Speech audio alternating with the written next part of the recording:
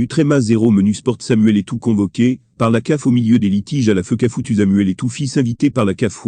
10 au 2022 source www.camerounweb.com. La FECAFOOT fait son petit CHEMIN. Samuel Eto'o fils gère l'INSTANCE.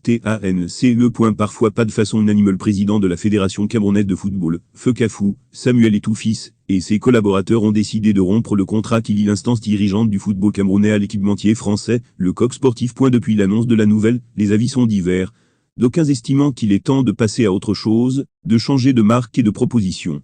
Pour d'autres, la FECAFOOT se met toute seule en danger, avec d'éventuelles poursuites judiciaires, qui planent sur sa tête. L'une des dernières apparitions du président de la FECAFOOT Samuel Eto'o fils remonte à jeudi le 04 août 2022, à la cérémonie de lancement du projet de construction de 10 stades au Cameroun, en partenariat avec le Programme des Nations Unies pour le développement, PNU. Pour cet événement solennel, et très important en particulier pour le sport au Cameroun, le dirigeant Samuel Eto'o fils a réitéré sa volonté de ne rien faire à moitié, lui qui souhaite vraiment remporter la Coupe du Monde Qatar 2022.